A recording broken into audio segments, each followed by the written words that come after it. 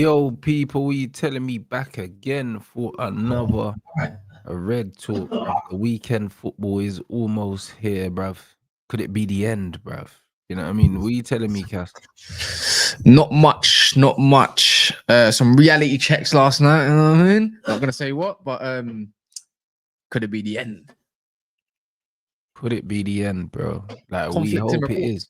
Conflicting reports. We don't know. Yeah, exactly. You know what I mean? There's always conflicting reports, but to be honest, I think a lot of these guys are just they're guessing, bro.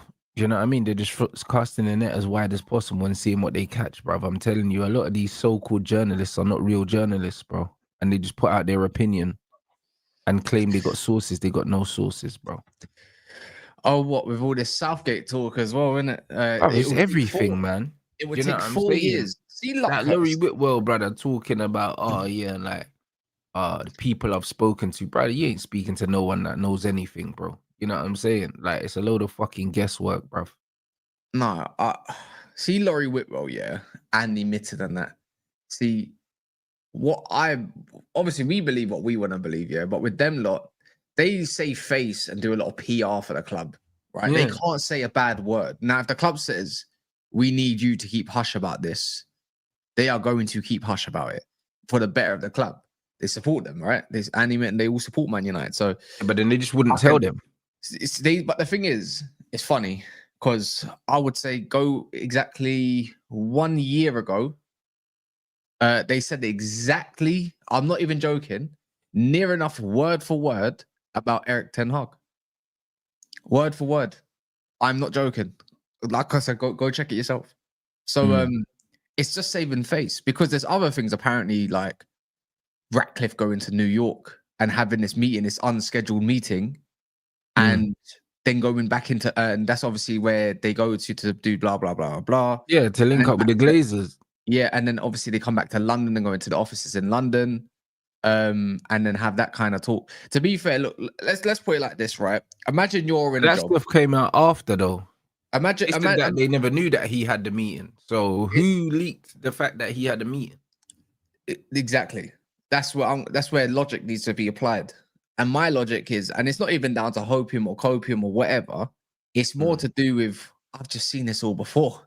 You don't start getting rumors. You don't start getting rumors of new managers from multiple sources like Mockbell, Luckhurst, all of these other guys and all that.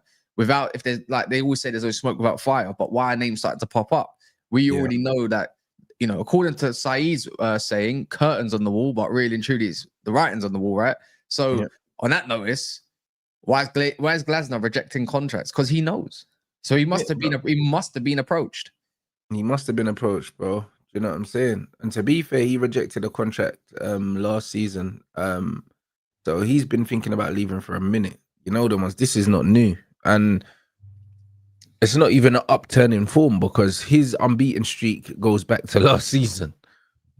Yeah, it's 19 games now, isn't it? So, yeah, he goes back to last season. So it's one of them things where he knew that obviously there would be interest. He knew that, bro. Do you know what I'm saying? But Jim is the only person that could have leaked that he was in New York, bro. Because who else would have leaked that?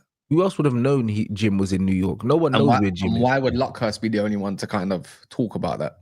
But that's what I'm trying to say. There's no way you lose against Sunderland or draw and think that your job's not on the line. And why would you not? See, I think ideally, in an ideal world, I think they do want to wait till November. They do want to wait till the next part. I think it makes sense on a business stand of like obviously on a business level it makes sense, but it might be untenable if he loses again this weekend. Yeah. Do you know what the fan base is going to get like? And there's also rumors that he's thought about stepping down. You know them ones. There was rumors saying the club are worried about him stepping down, but I don't think they're worried about that. No, that's probably what they want to do. But look, come on, man. The guy's going to be about his money. He's not stepping down without having. Because he ain't getting another job no time soon, bro. Let's face it. Yeah, and Benfica job's gone as well. We're talking millions here. No one is quitting when there's millions right there.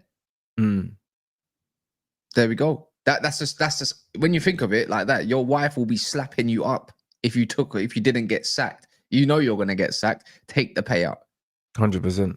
In it, or have mutually agree that you're gonna leave if you want to save But take Saturn, you know them ones. But he's gone, innit?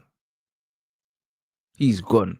It's a matter of when, not if. There's no way this guy survives the season. There's absolutely no way, bro. Do you know what I'm saying? So, and even if we were to win against Sunderland, that ain't even enough for him to keep his job.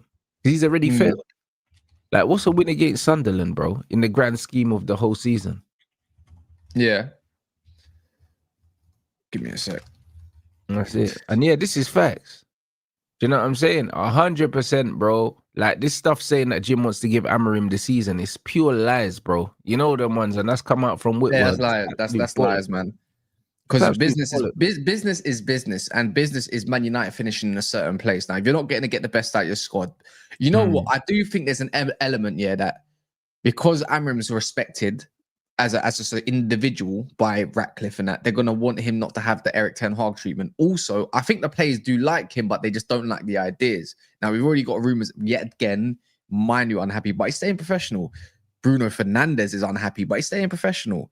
I'm not hearing Xerxes say much. He's not even getting game time, let alone a sniff on the pitch. He's not getting no game time. See, the Xerxes treatment is mad, like, disrespectful, considering the level of performance he's actually been putting in as well. The man's thing is look, man, he just shot himself in the foot. And you know what? And I think the players know that he's going to end up, the club's going to end up doing what they have to do rather than being the players. Now, I've had conversations, obviously, with our own fan base, Super Supports United, blah, blah, blah, blah. And I'm tired of hearing that it's always the players' fault. And it's the culture. I said this earlier this week on my platform, and I think I also on Saeed's, right? So I'm quite tired of this overrated kind of nonsense that it's the culture, it's in the back, it's because we got this person running this sort of job that we've never heard of before, this person doing a job that he probably shouldn't be doing, Darren Fletcher, do you know what I mean? And all this kind of shit. Sometimes it's just crap on the pitch. I don't think when you're hitting record revenues, right, even though you had one of your poorest seasons, that there's anything going wrong off the pitch. The only thing that's going wrong off the pitch is there's not a decision quick enough as it stands to get the manager out and somebody else in, because that's part of the culture. If you got a culture to sack quickly, keeps the players on their toes as well, bro, because you sack players quickly, you sack managers quickly, bro. It keeps everyone honest. And this is the thing, there's too many players that have been at the club, underperformed, and have still been here, bro. It's mad that it's like someone said it, but I was gonna say it anyways. Kind of said it. Angie's gonna get sacked twice before he gets sacked. What the hell? What is going on, bro? When Forest fans are singing "sacked" in the morning, it's brazy, you know. Forest fans. But that's what you call standards, at least. And where our ones are happy to sing the manager's name after we've been popped 7-0. It's like one of the worst manager in over 100 years. Yeah, factually. And it's like, oh, but it's the player's fault. No, we got to give him time. Why does every manager need time? It's not always about time. Time can also be your enemy. Yeah. It can't always be your friend. Not everything is Alex Ferguson because it took him 4 or 5 years to get the ship rolling. It's not 1986 no more, buddy. Yeah. Do you know what I mean? I just can't stand it. Look, the thing is, if this guy was more open just to tweaking a few things, maybe. But at this point, that's even too late. I'll be honest, I don't even want to see that. But the thing is, if us fans can kind of see you need to tweak it, even the tippity top red can see that it needs tweaking, then then clearly there's a one common denominator. Like I could say, why don't you just invert Mazzarowi? You don't have to have the wing backs attacking. Maybe flood out the midfield a little bit and let the wingers do their job, which is create and do it a little bit differently. Or maybe have a false 9 in there. Sesko's gonna have to hold it a little bit. You're young. You could argue that you're not even supposed to have wingers in this system anyway. The system is exactly. But it's just there's so many different ways around of I don't know, tweaking stuff to help your own game. But you still persist with playing B in there. You could say against Brentford, partly against City, but City were just better than us. And in other games, of course, right? You're the one that chose this. You're the one that chose this goalkeeper. I would have persisted with Tom Heaton in a couple of these games before Larman's coming, because at least with Tom Heaton, he might not be the age of 29 anymore. But guess what? He's so much better than all of these lot. Do you know what I mean? It's just you're losing out. We're losing out because you're persistent with this goalkeeper, and you're probably gonna pick him again against Sunderland. Yeah, he is gonna pick him against Sunderland, and that's a fact. Bro, it's one of them ones where, bro, when you watch when you actually watch Amorim, everything that's gone wrong at this club, yeah, is his fault, and it was avoidable. And this is why, bro, this is why he's got to get his play out, bro. Because I can't see this guy getting another job. You know, Yeah. I can't see him getting another job anytime soon because it's not just the fact that he's failed at Man United, but he's failed at in spectacular fashion. Imagine we look at Ten Hag failing Man United as finishing in the top 3 and winning 2 trophies. Mm. That was Ten Hag's failure. Amorim's failure, yeah, makes Ten Hag's failure look like fucking Sir Alex Ferguson, bro. You know what I'm saying? Like, brother, bro, he's cooked. He's cooked. Who's giving him a job now, bro? That's why he needs the money. This is why there's gonna be a standoff here now, bro, because he ain't working no time soon, you know. Like, this is spectacular failing, bro. This is the ball level failure, bro. And bro, bro, is the ball even working now? I know there's gonna be some next excuse why we can't win. Bro, it's crazy. Like, bro, is all bullshit. one thing about this Man United team is, bro, for the most part, yeah, the players are in place, yeah, to take us up the table rapidly, bro. They're in pace. If they go and get Glasner, yeah, he takes us up the table immediately, bro. Like, immediately. Yeah. I got a feeling we're going to see similar. I know it might not be the greatest, but we're going to see a similar situation to when Ten Hag first came in the door. Do you know what I mean? First and foremost, you're going to be solid at the back. That's without a doubt. You're going to make it tight in the middle. But the thing is, you're going to break quickly. It's a simple instruction. Even the worst of players know how to get the best out of that. So if it's going to be a pragmatic approach. But the thing is, you got players like you do at Palace. You do have players. The only thing you don't have is an Adam Morton. But I do wonder if he's got the bollocks to put a young player in there, whether it's like a Jim Thwaites or something like that, who's in the academy, might not be ready, or more like a Sekou Kone who can actually progress the ball. Or how about this? There's a kid, I don't know if anyone knows him. He had a great debut against Everton. Very talented, played in the Euros final next to Declan Rice. He's not getting any minutes because of... It's got to be him, though. It's got... I mean... It's got to be him. He comes straight back in when Glasner comes in. That's the joke. This is what I'm saying. Like, this is my point. There's a very talented midfielder in the ranks that is not getting utilized, that can get utilized, right? Yeah, but this is why Amorim doesn't deserve any sympathy, because there's tools there that he's purposefully just not using, bro. You know what I'm saying? He's just not using them. And not only is he not using the tools, but if he was trying different systems to try and accommodate different players or get different results, you would feel sorry for him. How can you feel sorry for a brother that's only played one way? And for the most part, he's not even trying to change the players in these positions. He's persevering with the same players as well. And now he's found a reason to drop fucking Lenny Euro. Like, how does he work that one out? I got a feeling, this is how I know he's under pressure, yeah, is because when you get I call them the pets, yeah, but when you get the pets like Luke Shaw, who's already come out and spoken about it, when you get Maguire, who's come out and already spoken about it, about like the system and all this kind of stuff, that's what you call the teacher's pets. You already know that you're under the cosh, so you got to play them.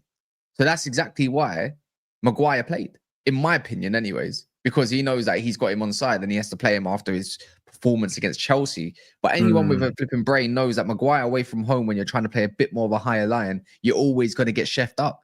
It makes no sense. I can understand maybe not using Euro for the Chelsea game. You know, like maybe. Did he play against Chelsea? I think he did. Did he? Euro been dropped for 2 games straight, bro. Yeah, so actually, you know what? Wait, who played right side? It was De Ligt, isn't it? Cool, it worked. But it doesn't mean you just go do it again. Euro's been it works because we're playing against 10 men, bro. We would have lost. Do you know what I mean? Bro, like, there was not... When it comes to the back, obviously, Euro's probably he's got a blend of pretty much everything. But do you think do you think any of those goals, like, do you know the first one with Jordan Henderson going over the top? If Euro's there, that's not going in. Bruv, Euro's catching that, bro. Or Euro's not playing man on side in the first place. How about that? He's covering it. And also, where's Delo? Delo switched with De Ligt and gave him all the space. This is why you stop playing this cocknose. He is crap. He doesn't know what to do on the pitch. He's rubbish. I swear down. I think I said it on it. I said he's got to start Delo in it. He's gonna start Delo. Who else can go there? I don't know. I don't care. Just not Delo. He's just come back. Yeah, no, I think is Maz back? I'm not too sure if he is. Maz is injured, bro. As far as I know, Maz is injured. I don't know if Maz is coming back. I don't blame him soon, but there's no point in risking him, bro. No, I know Ahmad's back, but they said there was 2 names that were back. Just there was Ahmad because he had like something happened in his family or something like that. I don't know. Yeah, there was a bereavement in Ahmad's family. That's why he Yeah, hasn't and been. there was another player, but I just can't remember the other player's name. I don't know, bro, but I don't know. I just think that the links to these managers and the rumors, he's soon gone, bro. Like man said, you can't play a high line with Harry Maguire, bro. The way this manager's playing Harry Maguire and Luke Shaw in tandem, bro, side by side, bro. Like that is crazy to me, bro. I think it's horrendous. Like in tandem, you know, like what makes you think that shit is calm, bro? It's never gonna work. How about this? The England manager would never even do it. But exactly, you know what I'm saying? So Well, the exactly, bro. Chuckle You brothers. know what I'm saying? Why is Luke Shaw? Look, as much as I like Luke Shaw, how good he's on the ball, but why have you just not terminated man's contract? Why is Maguire getting rumors that he might extend? Who gives? Why is he here? What? Because he's a Bro, but professional this and he's is English. why when they talk about the culture at the club, yeah, like the main thing is getting rid of dusty ballers like Shaw and Maguire, bro. You know what I mean? These have to happen soon, innit? And Ralph alluded to it as well. You can't keep players like him, and Dallow's part of that culture as well. All of And them, Bruno's part of that culture. But a lot of yeah, Man United fans don't want to understand that. Bruno's losers. been there under every single manager, pretty much, yeah, post Mourinho. So Bruno's been here for 5 years, bro. The cycle's over. The cycle's over. Get rid of him, bro. Get rid of him. Get rid of Dallo. Get rid of Shaw. Get rid of Maguire. That is how you change the culture, bro. You get rid of the ringleaders, bro. The guys that have been there, yeah, that have indirect influence. Because when you've been there for a long time, you have influence by default. Same with Rashford. Rashford had a lot of influence, yeah, especially over the academy players. They looked up to him as the guy that broke through the door, bro. So guys like Kobe and stuff like that are looking up to Rashford and Ahmad and stuff like that and Garnacho. You know what I mean? Get rid of both of them, bro. You know what I'm saying? You have to get rid of these men because they have influence, bro. Standard. You say what's up? I'm here, man. I'm in the building, man. United is man. United is just mad right now. We're just under pressure right now. I don't even know where we go as long as we've got Amorim here. It's very difficult for us to really look too far ahead because I think United, what they've done, they make things stagnate. Most clubs, the fans get upset, the results go wrong. You know, there's turmoil in the fan base for a few months, but then the club do the right thing. They get rid of the manager. Everyone settles down. We move on to getting back onto the direction that we're trying to go down as a club, and we make things happen. But with United, we're gonna have to go through this madness of just, dealing with a manager that we all know, brother. The brother tried to quit twice. It's unheard of, It's unheard of trying to quit, and then in the public, I don't think I've ever seen a manager do what he's done and last this long. Normally, you see Jose and them man come out in press conferences and they talk and they start talking smack. As soon as you see Jose do that, there's a few hours left. Yeah, there's a few hours left. It's suicide right now. The brother's he's dying on his sword. There's a few hours left and he's out. My man spoke, and I think we said this in the Mandem show, is that I think what he said after that Grimsby defeat in terms of the players have spoken loudly and clearly. Yeah. How'd you come back from that? It's the same set of players. You said they spoke loudly and clearly. They've come out again and they've given you a Brentford. So what's that then? Because every time the players lose a game that they're expected to win, on that basis, they're speaking loud and clearly that they're just not rating your team. So how are you still here? So I don't get it, man. Amorim's thing is just wild. Right now, I'm just thinking, as bad as they are, appointing or getting rid of a manager, I'm thinking, are they going to make the right decision for the next one? Are they going to jump to what they think is best for United? Or are they going to actually look at it long term, listen to maybe Wilcox and that in terms of what we're trying to do with the academy, the type of football that we would like to establish at United? Like, I don't mind giving someone time if it's the right manager. You know what I'm saying? I'm not against time if it's the right manager and everyone's playing and singing off the same hymn sheet. But I feel like with what we have now in, the academy playing one way and Amorim just his football not being up to standards and not, proving itself to be the football that we should be following, it's just long, isn't it? But I'm not against giving someone time who shows just shows us something, and it's something to get behind. Yeah. I don't think anyone with sense is. You know them Yeah. ones. Like the thing is, he hasn't shown us anything. He didn't even get a new manager bounce, bro. Yeah, He couldn't even mad. beat Ipswich. Mad. You get what I'm saying? Like, bro, man have to be 100%. Like, he hasn't shown anything, bro, other than people have been impressed by his press conferences, which haven't even been all that, bro. You know what I Right. mean? Man going like he's mad engaging. This guy's not said anything I've never heard before. Yeah. Like, the guy's a loser, bro. You know what I'm saying? He's not serious. He's not serious at all. And the fact that he's still here is only because their man are embarrassed. That's the Facts. reality. They're embarrassed, bro. So it's one of them ones where they're looking at money now and they're saying, yo, how can we make this financially, like, how can we make it make sense, innit? Because even the rumors of Jim going to New York, yeah, bro, there's no tracker on man's private jet, blood. You know what I mean? How do they know he's in New York if he's not telling people he's in New York, bro? Because how the fuck would they know where Jim is from one day to the other? They didn't know Jim was coming through on the helicopter. He just came through. Facts. You get me? So how the fuck did they know that he had a meeting with the Glazers or Joe Glazer? How did they know? Yeah, it's mad.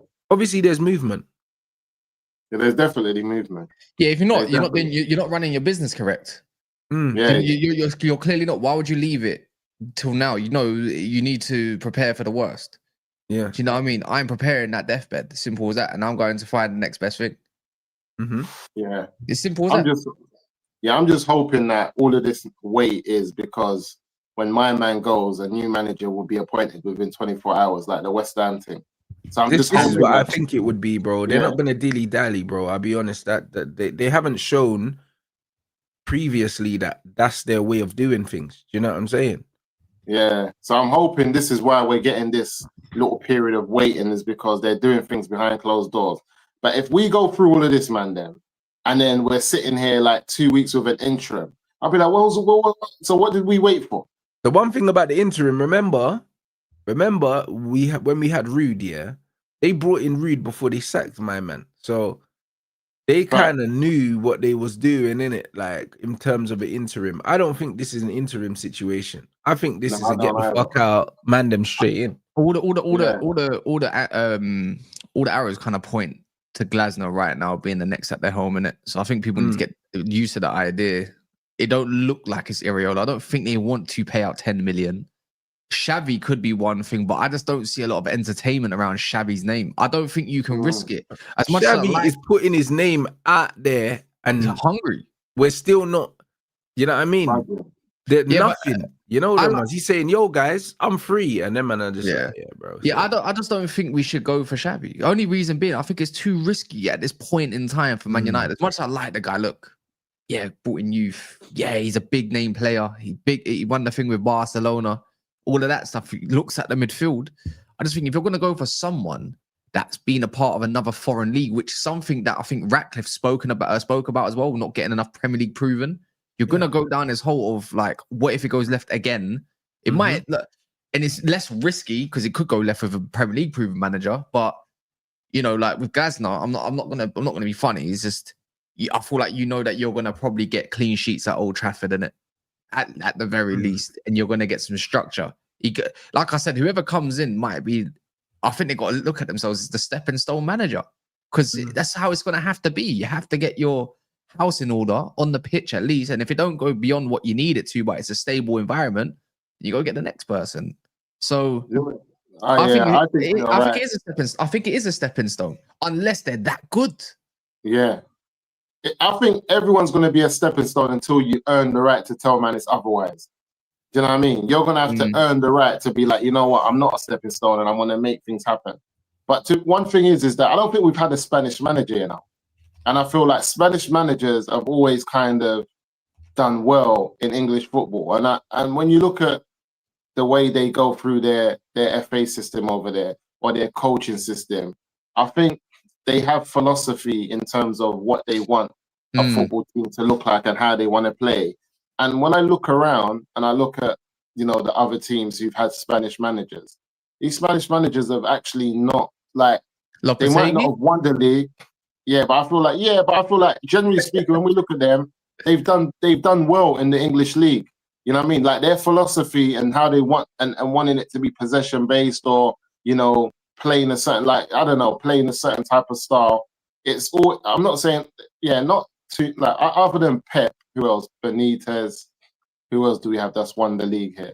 Is Benitez won the league? It's been Spanish and Italian managers, bro, mainly that have won the league. But we've never had one. So I'm trying to go for one. We haven't had either. And I'm thinking, why does United keep on thinking that we're going to be clever? And why are we still trying to be outside the box type of thing? Like, so I'm down for the Bournemouth manager, I know it's not. I am as well. Yeah, it's not the one that everyone wants, because everyone wants it to be a bit sturdy at the back and they want it to, like you said, a structure and hard to beat. But I'm like, we've been there, done that. We've done that type of, But we should never. I don't think we should have moved. We should have moved away too far away from that. The jump was too soon from Ten Hag. When you deep it in essence of the whole situation, we went from this we relied heavily on Rashford getting our goals, and Bruno assisting or whatever. But that 3-1-6 just killed everything without really analyzing what kind of team do we have at our disposal. But it's his fault why you went to go get Mount. It's your fault why you got to go Nana and you didn't play to his strengths either. Like it's all Ten Hag. Ten Hag set us back. At that point, we still had Anthony when we was doing well in that first season. So really and truly, going away from that too soon without having that midfield is going to be a joke. My thing is with at least Areola, he plays more. I wouldn't even call him a possession manager. I'd say he's more of a high pressing manager. He looks like he's got more of a German philosophy than a Spanish one, right? And I look at Xavi for what he likes. He can come in the door now. And look, I'm not saying I'm right, but this is just how I'm kind of viewing it. You're not having the midfield that you think you're going to have to play the way you want to play. The same kind of thing that we've had with Amorim, right? I'm not saying he's not going to do bad, but I think it's too much. You saw what he was doing with that team in Qatar and how they bopped everyone off the pitch. I sent the video of Xavi's team in Qatar. I'm not going to lie. I don't personally, whatever happens, that's a Qatar. No, but I'm saying these were journeymen. I'm talking about journeymen. They were no names, that he had bopping. I seen it. I seen it no names. I'm talking about no names. We're not talking about Kobe and Casemiro and whoever else you want to put in there that can actually play the ball. You know one thing about Xavi is that if he finds a youth player, like is it Lacey or something? So Sekou, bro, we got Sekou Kone. This I'm saying. All of these lot. That's what I'm saying. Jim he will play them. Have you seen him, Rants? Have you not seen this? Jim Thwaites, by the way, the six. Bro, he's in our academy, man. But I'll be honest. Go watch him again. I don't get you don't get excited watching Manchester United. Even our baby Caicedo we got in the back right now. I'm thinking like, Rock, can I see him next pre-season, please? bro, honestly, bro, United are so good at building up their youth players, and then they're shit, bro. That's why I don't even, you get me? They don't make it. I think but you know what I was saying to Mandem yesterday? Yesterday I was saying to the Mandem in the group, and I said, look, when Ten Hag got sacked and Ten Hag was doing bad, we all unanimously said that this team is not as much as it's not great, this squad, it's not as bad as what Eric Ten Hag is showing us with them in 7th and 8th. We all admitted that a new manager could get more out of what we had. So this was before Amorim even touched or bought a player. Everybody unanimously agreed that United was not as bad as what Eric Ten Hag was showing. So for me, and I think we forget this, I think if we all go back to all of us that are out here streaming, talking about the game, everybody was like, look, United's bad, but we're not as bad as Eric Ten Hag is making us be. But that's how I look at this squad, isn't it? This is how I look at this squad. That's how I look at this squad. This is what I'm trying to say. So my thing is, so if we weren't as bad as Eric Ten Hag was making us be, and the new manager Amorim was meant to get more out of, remember, we all spoke about a new manager would come in and get more out of this squad. So when Amorim didn't come and get more out of this squad, then the conversation began, now the players are not good enough. But we were saying, hold on, these players are good, but Ten Hag wasn't handling business. I look at this forward lineup that Man United had when Eric Ten Hag was here. We had Zertsky that could play up front, and that was a footballer, and that can also play the fourth line. We had Zertsky when he came the last season before he got sacked. Yeah, Zertsky came in, so we knew Eric Ten Hag's last season. We had Zertsky who can play up front in the false nine. He didn't have to play Højlund. So we know we had that ability. We had Ahmad who could play on the right. We had Kobe who could play in the 10. And we had Rashford who would always play off the left. We had a front four of Zertsky, Ahmad on the right, Kobe in the 10, and Rashford on the left. They don't have to be world beaters, my guy. But if Palace lines up with them, man, they're doing stuff. They're scoring goals, isn't it? They're scoring goals. Facts. This is what I'm trying to say. This is what Ten Hag had, and this is what Amrin walked into. Amrin walked into a team where he could field flipping Ahmad on the right, Kobe in the 10, Rashford on the left, and Zertsky up front. And we all said that with the players that we had at the time, and that's when you put like a Casemiro and Ugarte in a sitting position, yeah, like, and just say, listen, I'm going to try play ball and make things happen. These are the players we had before we went out and got flipping the new front three, the goalkeeper, Dorgu, all of that. We had Euro in that same team. We had Martin, like we had players. So the question I'm asking, and this is why I keep on saying that, if this is Bournemouth or this is Palace or anyone else, and they've got that front four that can score goals, that can play football, that can attack, Man United was always meant to go and sort out the midfield this summer. I get that the 10s that we bought in are very nice and the forwards that we bought in, but when I look at that front four and you add an Adam Walton and a Beleba, and that's where you spend your 200 million plus. And an Anderson, maybe. Anderson. Yeah, you know what I mean? It's different because you have a nucleus of young players, with Rashford being most probably the oldest out of them. And listen, no, Rashford is, we all know where he is. He has that purple patch. He contributes 10 or 15 goals. He goes missing again. But listen, when you've got a good coach, you know how to work around that. You know how to get the best out of that. And what we're seeing with him in Barcelona, he doesn't have to be the best player. Too far gone though, bro. He's on too much money. He's not, I'm just talking about what Amrin walked into. And this man's whole attitude and him being around the club, he needed to go in it. It was just listen, but remember what we were saying though as well, Rants. We were saying that if my man was a bench player or a squad player that came in and done the problem we always had was the money that he was on, and I agree he had to go. And then also the attitude. If he was on 180, I'm cool with him being a squad player. This is what I'm saying. He's not on Maguire money. And this is what I was trying to say. So when I look at in terms of what a manager walked into, because Casemiro's on that money, Bruno Fernandes is on that man. There's bare man I'm letting go before I let go of my man. Not because I rate him, just because I'm talking about what good managers do and how they utilize them. And this is what we're seeing at Barca. Whether he's good or not, he can contribute. And this is what we need. People that can contribute, people that have played football at a certain level. I'm just saying that when Amrin came in, it wasn't about signings. It was about getting the best out of a squad that we believe Erik Ten Hag was failing with. And he hasn't done that. He didn't do that. Yeah, he didn't do that. He made it worse. Yeah, standard.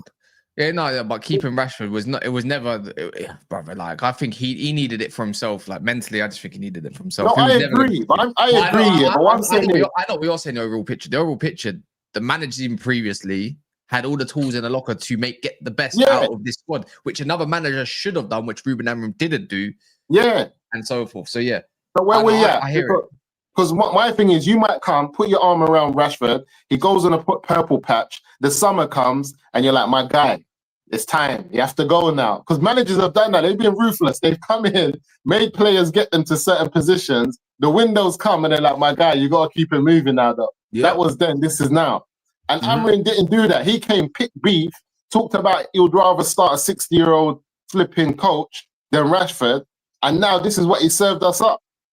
Nah, he's mad. He served us up some bullshit. It goes to show, obviously, look, Rashford's killing it right now, but I'm like, let him kill it over there because he wouldn't kill it over here. He's not an issue. Forget him. We're just talking about how Amorim sold us whatever he sold us. We're saying, yeah. No, of course. But I can't lie. Yeah, that looked like a. Ineos got blood on the hands for the way that was going down, and he was just obviously the pawn to in terms of Amorim. He was the guy that had to deliver how he was not having Rashford in his squad no more. It's clear as day the club needed to chop as much money down as possible. Who are we sacrificing? The easiest sacrifice there was Rashford. I don't think Rashford was doing much wrong really in training or anything like that. People like him. He was probably I don't know about that because remember him and Garnacho got dropped before the Manchester derby. That was nothing to do with money, blood. That was them doing bullshit. So probably, you know what it was? Sacrificial lambs. But I can't. Yeah, they weren't sacrificial lambs. Imagine Garnacho acted the way. Imagine Rashford did act actually the way Garnacho has been acting. It would have been way more on the news, way more amplified. The way Garnacho's acted, sulking on offlines, subliminal messages through his brother, the little dickhead, and all of that kind of stuff as well. Yeah, You think you? God forbid the guy was. God, I'm just saying that you already know what I'm going to say. I'm going to pull out the card in it, but God forbid, innit? God forbid. Yeah, because Yeah, he but was we already right. know that that's the case already, bro. But this is why I've never liked Garnacho, because I've seen this in him from early, and people have overlooked it and said, "Oh, yes, because he wants to win and all of this now." But win what, bro? Do you know what I'm saying? He's not even a good footballer, bro. So, like, why are you talking like his attitude and his arrogance is desirable, bro? It's a desirable trait. Do you know what I mean? Like, he modeled his whole image of CR7, a guy that's actually achieved something in football, bro. Garnacho's a scrub. You know what I'm saying? But the fact is, Garnacho and Rashford both got dropped here for the Manchester derby, and then we won it. So that was the beginning of the end for both of them. I'll be honest.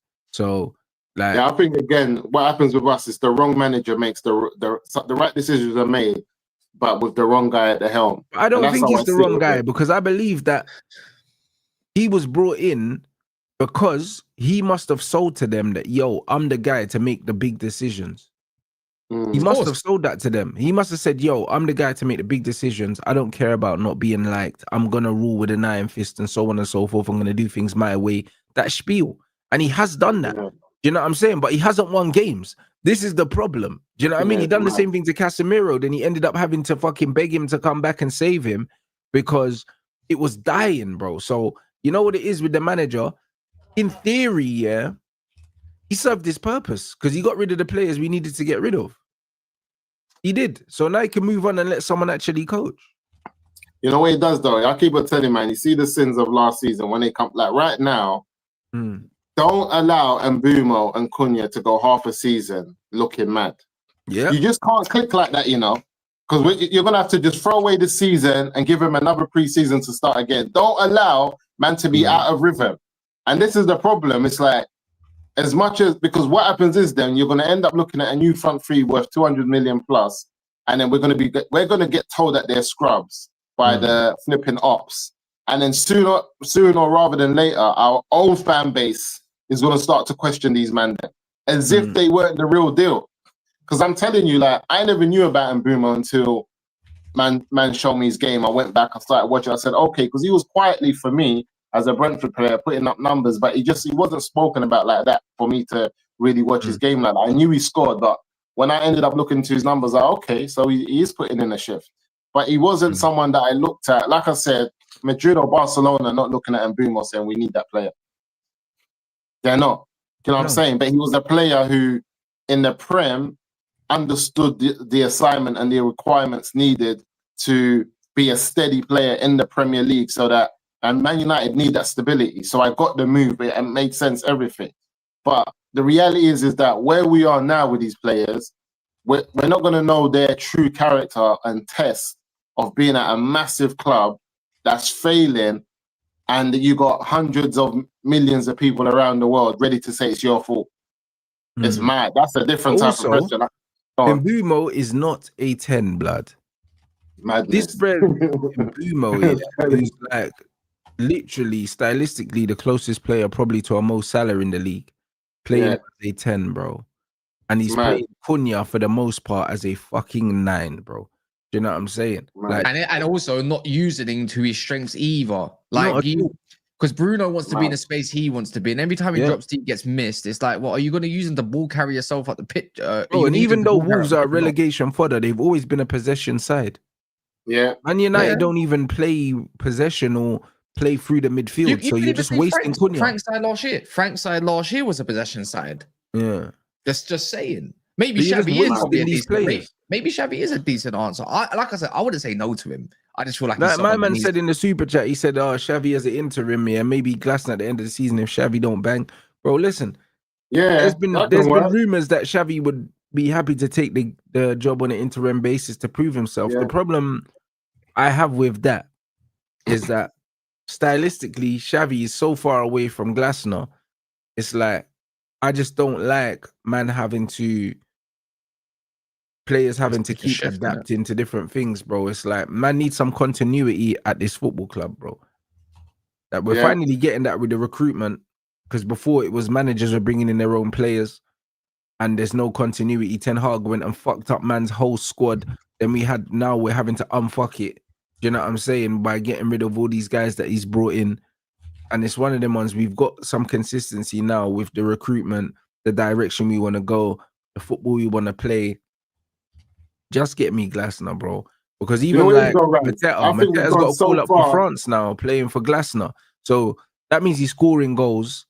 You know what I'm saying? You got Crystal Palace man getting a call up for the French national team, bro. But he's defensive in a way, he's right. I think we've gone so far down the road. I feel like it's still time to be brave. Because when you get this far down the road, because when you look at Glasner and how he plays the system, where he doesn't like he's pressing triggers are totally different. He's not on this go and press them straight away. He's like you sit back, yeah, you allow them to have the ball and to come on, and then we'll get them when they we'll get them on a mid counter when they're trying to attack us, and we'll win the ball back in our half. Or sometimes he'll set like pressing triggers on like I don't know goal kicks when they or things like that, or when the goalkeeper's got the ball. But it's not just the way AMORIM tries to do this man for man sometimes, and he All the gets time, yeah, it's foolishness. Yeah, all the time. It's different. But I feel like at Man United and the pressure that comes at Man United, when this really when this becomes your team and your manager that is playing this way, I don't know if we're I don't know. I think sometimes some of these styles look good when they're not for us, or when it's not our players doing it, or the level of quality that we know that we can afford playing like that. I feel like at United, there's a different type of pressure to play and also like win, but win well and win good. Yeah, You but know the what I thing mean? is, I we're don't not think even it's winning enough. at all, blood. You know them ones. And Like that's Man what I think, United that's the fans are fear. we're not gonna complain about being very organized, yeah, and beating Liverpool. Like we're not But gonna that's the complain fear, about though. it. That's the fear that I'm thinking because, like, example, when we finished, and this is what I said, I had to go back to look at what we've done since Alex has left. And we've had good finishes, man. We finished third, we finished second, and we've had managers who made us hard to beat. Sometimes we weren't pretty on the eye. We went away, we won, big games against our rivals. But when you're in the top four, the question's no longer, can you survive here? The question starts to become, can you take the next step and win it?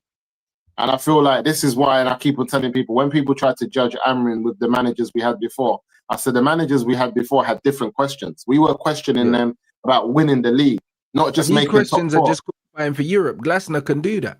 Yeah. So this is the question. So if Man United are talking about, because I feel like if Glasner gets us top four, season 1, season 2, like example, I think Oli if he did. comes in this international break, he gets us top 4. That's how much I rate him. Yeah, I think he goes. I think we got the style of players that we got do not suit us. Well, they can do, but I just don't. I think the midfield, the one that you're talking about, even trusting the youth, it's gonna be a bit of hit and miss for me. It's gonna be up and you need Xavi to come in the summer. Really, if you're gonna change something, you need him in the summer. I'm gonna give you the midfielders you want. No, I'm with you. I think to be honest, what I've seen from the league and how poor I think it is, and how nobody's really doing anything. I think a competent manager, whether it's the Bournemouth one, the Palace one, or Xavi, I think they really do have a good chance of getting top 4. I don't think it's above any of them with the players. I think the Bournemouth manager takes longer to implement his style because his style is more intricate.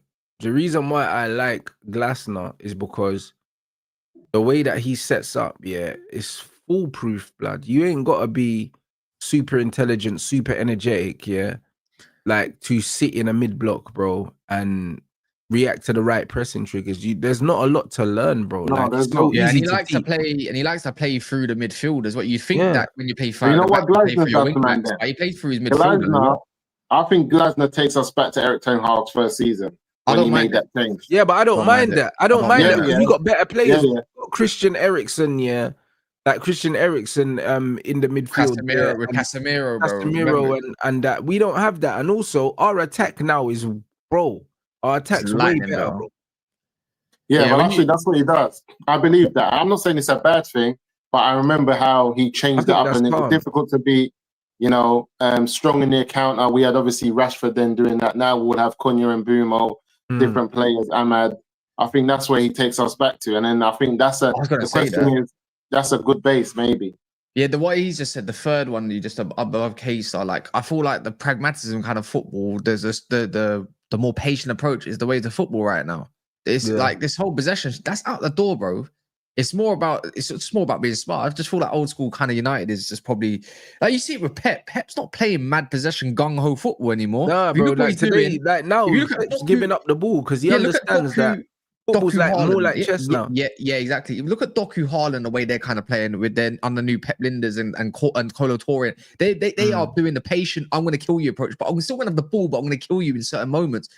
And that's what he's been doing. And that's called how to adapt. For me with Glasner, when you deep it, Musa, at least what he's got you've got Dorgu, yeah? And I'm saying that could be your kind of more of an outlet if you're going to use your fullback more like an attacking threat. But you got Mazarawi, you got Euros and Delict. Do you know what I mean? When you look at what they got, Lacroix, and the likes of like a Gahey or front foot defenders, Chris Richards and stuff, you kind of got that in your ranks already. Even if you are to step down with a pragmatic approach, I don't want it to happen. But even Maguire wouldn't look out of place. And that's probably getting the best out of your average kind of players, right?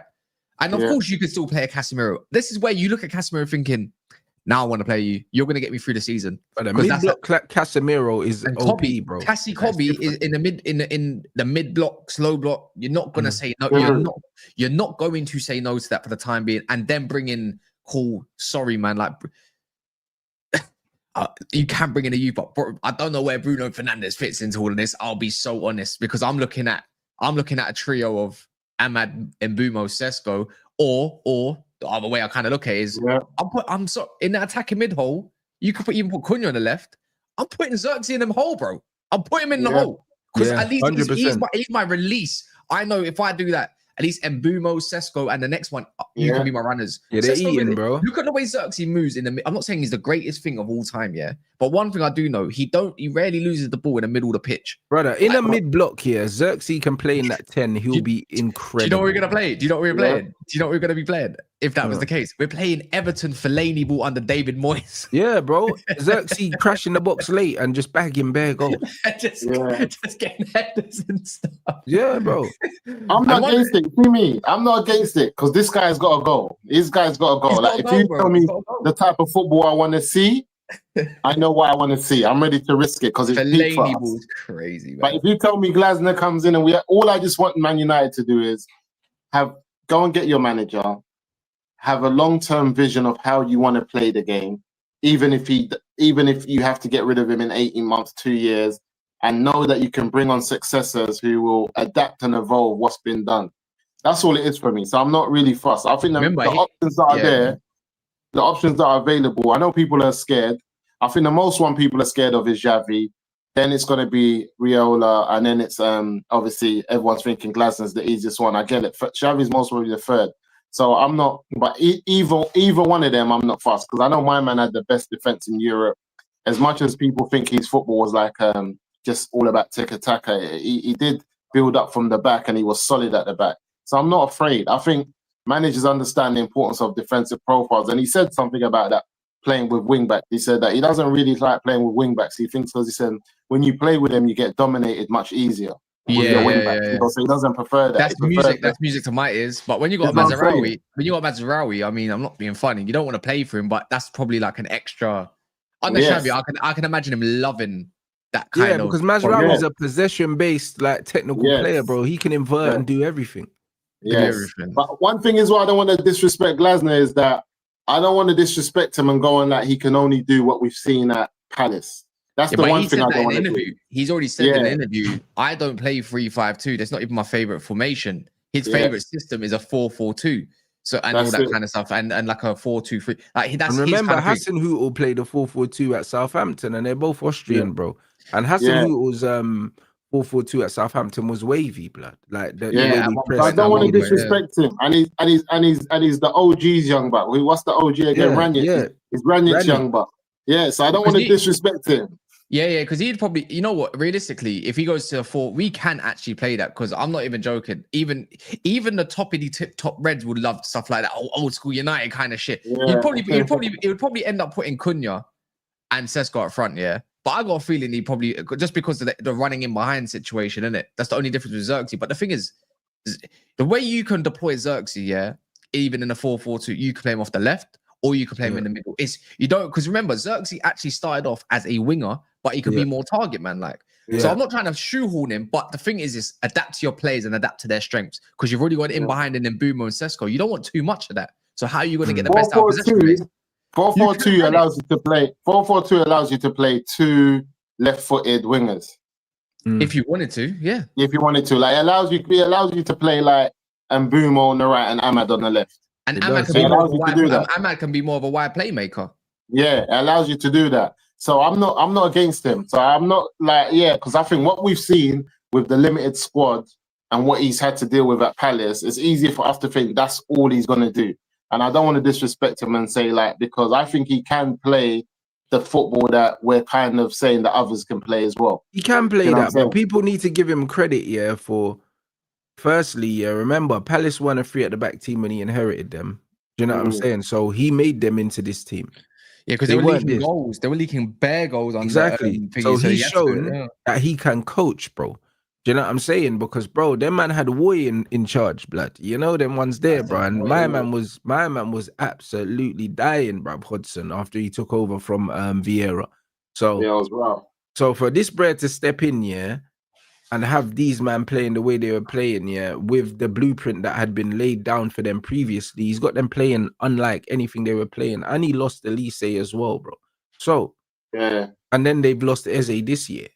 And they're still continuing the form. And they've had moments with big injuries from Wharton and maybe Gay out. And Wharton was out for a while. Wasn't he out for like 6 months plus? Yeah, he was out for a minute. Bro, he was out for a minute. And you have to respect that. You have to respect the fact that he's shown that even without his biggest players, the system reigns supreme, bro. And that is the sign of a very, very good player.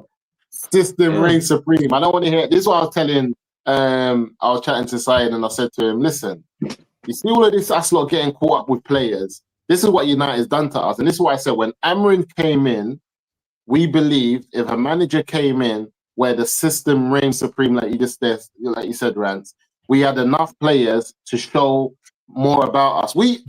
He came in and we were 4 points off top 4. In our heads as a fan base, we believed the new manager was going to get us top 4.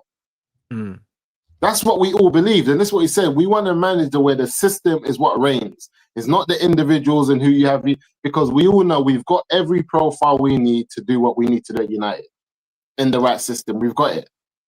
So, I'm playing Bruno as right midfielder. I'm not even playing him up front. Yeah, but you put in Mbumo there, isn't it? That's probably but you can play Bruno on the left if you want to play him. But then you can play him as a midfielder, bro. Yeah, right, you can swinging crosses from Bruno if you want to play in swinging crosses. You could easily play Bruno as a left midfielder, bro, up and down the line, use his work rate and his delivery as a playmaker. I'd rather not personally use him. I wouldn't play him centrally as a. I wouldn't play him at all. I wouldn't play him as a second striker when I got Xerxes there. It doesn't make sense. Xerxes way better.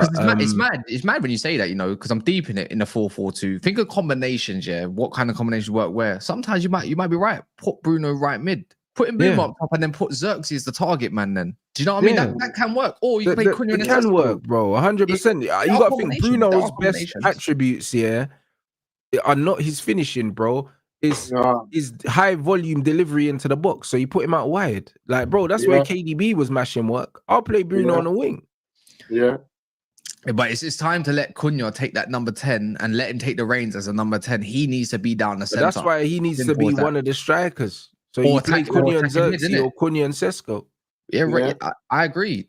That's the way I'm kind of viewing it. Depends what you want overall, innit? And Cunha can do what my man out did. Of that central area where he's getting in Cunha's way, blood. Man need to move him out. What's that other Brazilian as well at Newcastle? They turn into Joelinton, bro. And Xerxes is a better version of that. About Xerxes can do that. Yeah, that's what I said. What did we speak about last week? I think Xerxes could be a new Joelinton if you wanted to play more of that kind of 4-3-3, which I don't think Glasner would do, but I think he would have to. He's got the physicality. If he played a 4-2-3-1 with Xerxes in the 10, bro, he would absolutely mash work because he's a way more technical version of what Joelinton gives you, bro. And you can still play, and you could still technically play Cunha off the left, but just use him as an inside forward and use Dorgu to his strengths, which is kind of just doing the line basically. What's mad though, with all of this, and everything that we said we can play and how we could play, we haven't once said that we need a new midfielder. We haven't said we need a Baleba. No, we do though. Like we overall, need that, but we haven't screamed it as like it's a must. No, we because don't need them to finish in the top 4, blood. We can No, finish we in the don't. top 4 with this squad, bro. And this is what I've been screaming the whole time, bro. We have good Yeah. enough players to compete for a top 4 place here, even without this midfield. We're only talking about the midfield because the manager's system is so bad. It makes you feel like we're missing a player, but we're not missing a player. If the manager, for an example, came in and unlocked Kone, and all of a sudden he was lined up, for example, next to Kobe, and they just balled out mad, people stop talking about all this other stuff. People stop talking. You wouldn't even need the 6 as much. But the thing is, you still need options. If you're going to do 3, bro, remember, you've been losing Casemiro and Bruno next year. And I'm not being funny, this United team is lacking a mad British core in it, which is kind of known for. You need to go get your Andersons and Whartons, and you know what? There's someone that we're going to be playing against. This Anderson guy, you know. I don't know about this. He's cold. And there's another one. I don't know Chris about Rigg. What about Chris Rigg? Chris Rigg apparently is still on Man United's radar still. Cold player, bro, and he's balling out already. He's Who's he playing for now, Rigg? Huh? Who's he playing for now? Sunderland.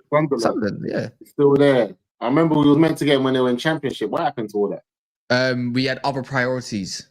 And the other one that's at Middlesbrough, the one that flipping my man told us about. Hayden Hackney. Yeah. Cold player, so I think like, see these Andersons, I think there's other options about like a Hackney and all of that will come in cheaper money and build him up. But again, it's just managers who are going to get the best out of them. If you don't have a manager that's going to like allow you to play and build you, we're always going to look for those players who have had those managers that stand up for them. And that's the issue. Yeah, but Anderson's a bit different to Hackney. Hackney's like, I wouldn't call him more, he's more of a lightweight version, but Anderson's what you want in a box-to-box. Like, as in proper box-to-box, you're going to get up and down the pitch, but you got tech. The thing is, it depends what you want to do with Kobe in it as well at the end of the day. I find, because he's the guy that complements Kobe what he doesn't have, so Kobe probably can go a little bit further forward. But even if you play the system's a liar, you know. The system's a trick. It makes us think players can't do what they will ball out and do. Like that Kobe has done everything. You see, everything we've said he can't do, he's already done it. We only have to go back and watch properly in other games when he's been deployed in a certain type of way, whether it was Ten Hag, whether it was England. He's already been deployed in ways that Amram said that he can't do it. He's already done it. He's a waffle, bro. He's a waffle. Yeah. Man. See, when you're a footballer, and this is what someone said the other day, where are these midfielders who are all just mad fast and like, where are they? There's not a lot of them in the game. So a lot of them control the game. They just know how to control the game with their technical ability. You know what I'm saying? And how to move the ball. It's like we think that all of these players are somehow mad athletic and they can do all of that.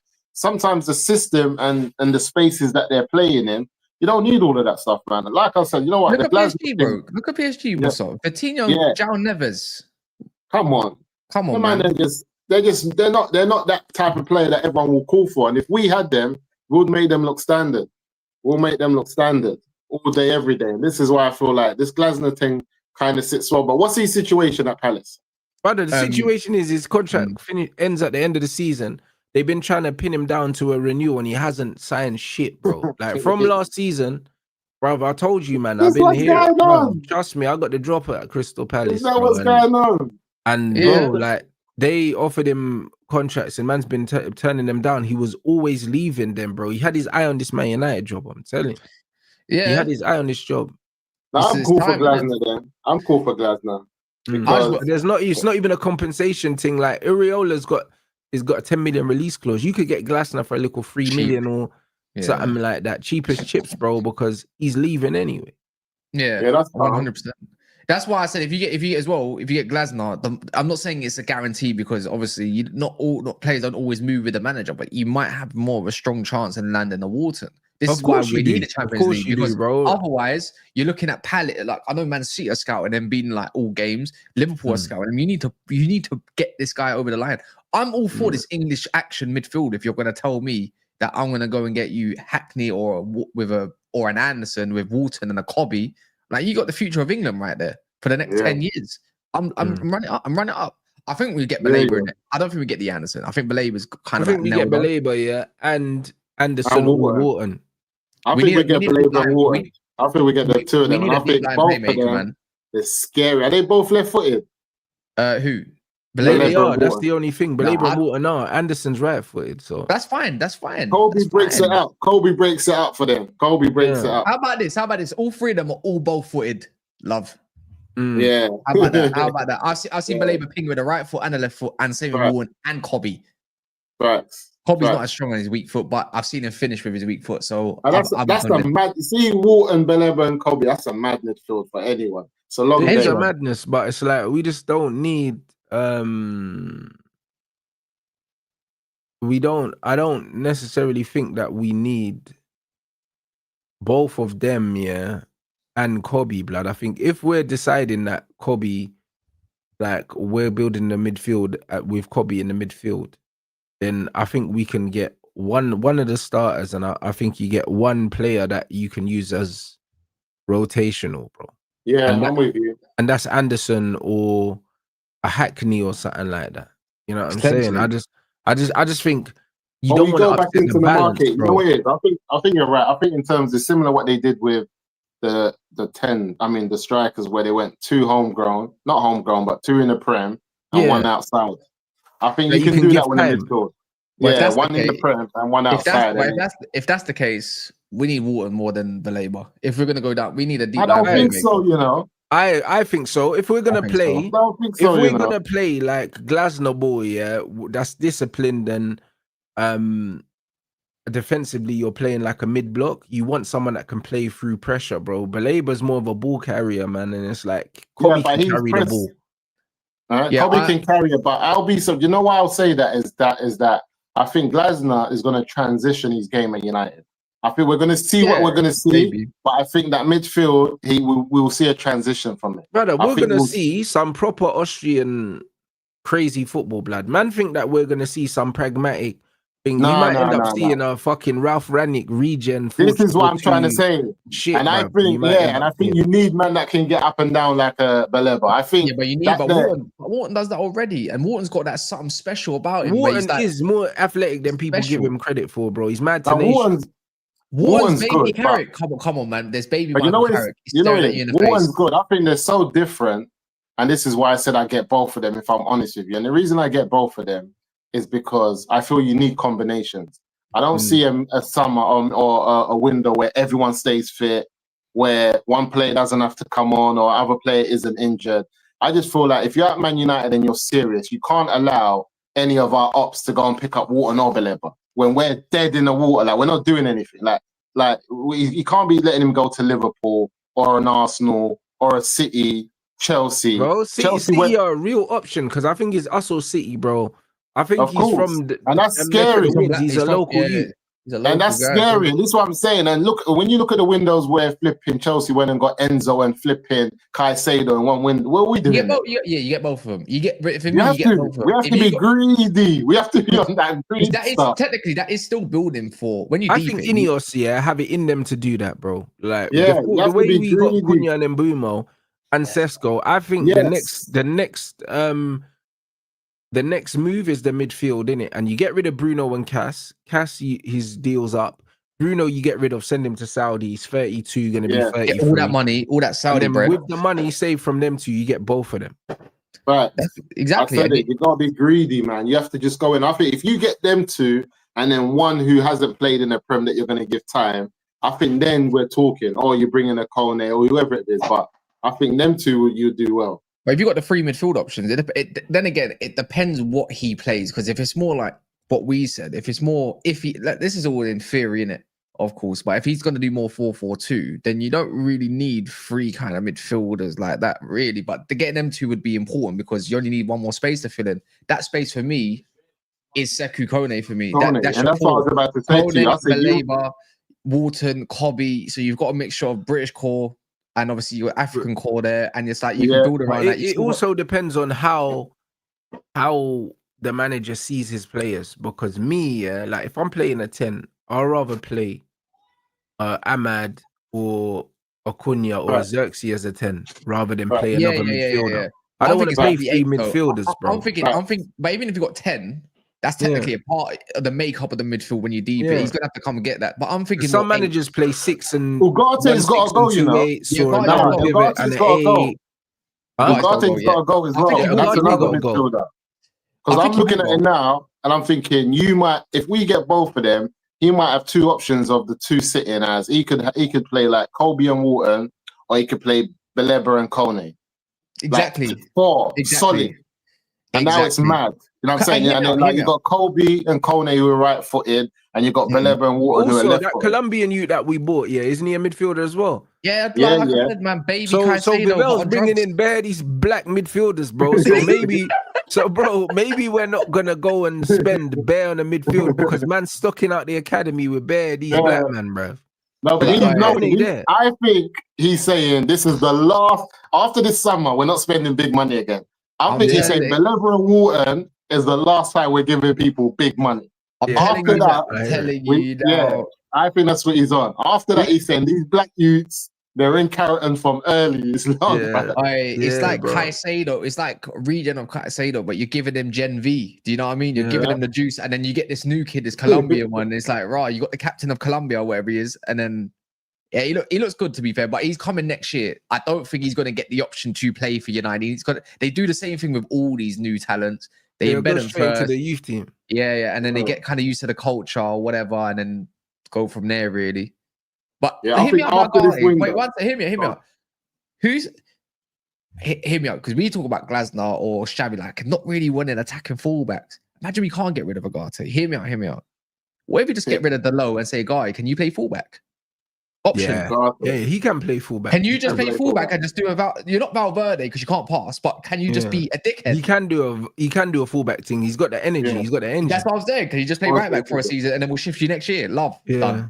Easy. I'd rather play him right back than Dallo. 100%. Get rid of Delo. Delo, we can get a little money for Delo. Delo's got to go. 30 million. I think Ugarte even gets out on a loan. I think Ugarte gets out on these loans that we've been doing where once he plays a certain amount, this is how much you're paying for him. I think we might not get money for him, but I think someone does one of those mad loans that we've done like for flipping Hoyland and Rashford, where once they do a certain numbers that they're gone. But I think he goes as well. Get him out of them. Yeah, man, that'd be interesting, Bobby man, Lashley's. Exactly, bro. I honestly, I think the amount of noise that's coming out about this manager thing, it's happening sooner rather than later. I would love for it to be in this international break, but you know what I mean? It's one of them ones where if it's November, because of the money, then it's November. But the run between October and November is so bad, that would definitely seal this manager's fate, blood. I can't even lie, bro. Like, he's got no chance in that run. I think though, but do you think if Amrin knows that whatever happens, I'm losing my job in November, I think he's the type of manager that walks, you know. He should. But the thing is, he should do that because you should be pushing to get your compensation now. Compensation package, bro. You look at your wife, the one that you said to on media that me and my wife at one point we were struggling. You're gonna look at your wife in the eye and say, "I'm giving up about 6 to 7, 8 million because I want to get sacked in November." No, I'm pushing to get sacked now. Can we come to a mutual agreement maybe and just like half that obviously that what's it called compensation package? Compensation. So package. like if the payout is 12 million, a man says, "All right, cool, man, we'll just take 8 million now to leave." Now just give me 8 and I'll dip. You know them ones because bro, it's one of them ones where you're gonna get 2 if you stay for an extra month. You know them ones. So you might as well just take the 8 mil and dip. You know what I'm saying? Because it's that anything. To be honest, if you're getting 2, what you're saying he's only going to get 2 if he stays till November. 2 or 3 million, they're saying. Because 4 million, I think it is. It's going to be, because remember, there's an option for an extra year that United don't need to trigger. Yeah. So effectively, like the compensation is like 2-3 mil or something after that, which is like cool, blood, compared to if man could take a little 8 mil now. Yeah, it's like maybe you don't really. Well, that's why they might wait for the Liverpool game. I wouldn't be surprised if they wait for that Liverpool game, whenever that is, or what the Brighton game, and just but after Liverpool game when it hits that November, slap done. Yeah. Now we need this window. We need Glasner in international. We need him on that training because field. if you We need him. him against Liverpool. I'll say if you're going to need a certain manager against this Liverpool side, who right now, he's the guy, bro. He shit. knows how to play them. Yeah, we're shit in it. Yeah, don't get me wrong. It's at Anfield. We don't win there. But if there's a time, but he got Slot's number, bro. I'm telling you, better than Slot. You know, Slot's an idiot. You know, if I don't want to Slot talk looks too over much. and sees that Bray in the dugout, yeah, he's stressed. I can't lie, bro. Glasner would have won the league if Glasner's our manager. Yeah, if Glasner took over Klopp, he would have won the league as well, you know. Yeah, like no doubt about it. Yeah, he's a good manager. Hey, brother, listen, Arnie Slot's getting found out now anyway. We're enjoying that. Wait, because I feel like we're all convincing ourselves about Glasner and it's very, very show. Bro, it's happening, bro. I've seen with Musa, I think Musa's convinced Glasner's the guy. I think the 4-4-2 sold us, innit? Yeah, the 4-4-2. You know what? I disrespect. You know what? I disrespected him, and I forgot that this is not his favorite formation, and it's not his only one. He's gone in there as a bad man and done what Amrin should have done, and picked a formation that's not his favorite, but gets the job done. That's what he's done. He's done everything that Amrin should have done. So Amrin could have came in there, because Amrin said he was a 4-4-2 guy. That's what he grew up on. But Amrin should have came into United and said, you know what? My 3-4-3 thing's not going to work here. Let me do what I need to do to make this team hard to beat, you know, convincing, win games, blah, blah. He didn't. So Glasner's doing everything that we've asked him. He wanted to look like a genius. That's why he wanted to come in and say, "Oh, guys, look what I did." You know what I mean? Like, bro, you're an idiot. You know what the thing is? We saw 4-4-2 under Rude. I'm not saying it was the greatest thing in the world, but at that point we were dog shit, like bad. Yeah, compared to what that Chelsea team was but meant we were to do scoring goals, blood. That was we scored like 3-4 goals in one game under Rude. But we hadn't done that before. So you know what it is? And also when we mentioned that going back to Eric Ten Hag's first season with better players, I looked at how that looked like and I said, you know what, I can have some of that still. Because right now, there's peak outside. Bro, he was mashing work, Casemiro was moving mad that season. Bro, run that Casemiro back. And the thing is, moving mad. To be fair, Casemiro's last game against flipping Thingy was great. To be fair, against Chelsea, even in that first 5, 6, 7, 8 minutes or whatever, he was doing bits. I'm never gonna lie to you. Plenty to offer as a player, man. I'm telling you, he just needs to be in a system that protects him, so he doesn't have to run around like an idiot, bro. Yeah, he's got a lot to offer. Character. Just piss teams off, man. That's the way I like to look at it. Just piss teams off. You know what? I love to be in a zone where we go away or something at Emirates or whatever, and it's like, why the look at the way you play it, and man don't want to play against us. So what? We won. Yeah. So what? We need to build off that. We need to build off what we had. To be honest, I think piss teams off, bro. Just piss teams. The only issue with Ten Hag was in big games. I don't know why, but he tried to do the expansive thing, and it's like, why are you trying that now? Like. What's wrong with you? You know how lucky Ten Hag is that he had Varane and Casemiro on the same team. Wait, what a Varane? Madness. Varane. See, when Varane was on job, nobody could chat to us, you know. We are different. Inverted kneecaps were crazy. Crazy, bro. How can you run with inverted kneecaps like you just had a mad whack out by a man or something like that? Like this girl like after a session or something like that, and you see them do the walk of shame, and you're still breezing man out. With inverted kneecaps, bro. Varane, bro, he was so underrated, bro. Man realized how suspect Lissandro was, you know, when Varane left. Bro, see Lissandro though. This is what I liked. Lissandro knew it was like, you know, when you got your big brother as a bad boy. Lissandro knew he could start any madness in midfield, and my man had his back. He knew it. Any madness. You know what the maddest thing is? Even in the 4-4-2, Lissandro Martinez is more of like the inverted left back, or kind of just the one that's. It's not a madness in terms of build up when you deep it. In build up, that'd be cold. You could even have it. Like, I know it sounds mad, but we've seen 2 fullbacks invert before. Imagine you put bro. Don't be surprised if Glasner would use him as a left back though, bro, because it makes sense. Of course he would. Why? He's not. After having giants in the back here instead of Gahey, I'm not gonna. Yeah, he ain't gonna put Lissandro in there. You're not putting Lissandro there. Like Gahey had no choice. At least he's about 5'11", 6 foot. You can easily play De Ligt and Euro centre back and play Lissandro as an inverting left back. You could easily. Because at Get least your the best technical out of level's raised. Maybe when he gets, but that's the whole point of playing like a mid to low block. It suits his game, and it will suit Casemiro's game a bit more. And we just mad. don't know. We just don't know if this Lissandro is going to be the same. Let's be real. He's been injured. Nah, we since don't, that we Scottish don't, dad bro. one, I innit? can't lie, bro. That guy He's got probably the the man mentality, though. sniffing the finest mad. Colombian and that, bro. Like, Yeah. you know what I'm saying? This man's not serious, bro. He looks like he But likes he's got to the party. mentality, though. I think he's got the mentality. He just breaks down a lot. He just breaks down a lot. But he's got the mentality. Mazraoui's like a complete fullback. The only thing he can't really do is offer something in the final third. It's just not Chris, is it? But the thing is, he can do everything else. He can do everything. Mazraoui can get the ball all the way up to the 10 position, but he has to hand it over after that. Yeah, hand it Once over. he Yeah, gets give it that him. far out, he has to hand it over. But until that point there, he makes you believe he can play the 10. That's the madness about Mazraoui. Until he gets to the 10 point, you think, right, you know what? This is why Eric Ten Hag had him in a 10 that game. He thought, you know what, my man can ball. He wanted to get sacked. I'm convinced Ten Hag thought, I'm going to get sacked today and I'm going to take my money. And it kind of like, it didn't, I don't know if it, I can't remember if it worked, but he got a goal or assist or something like that.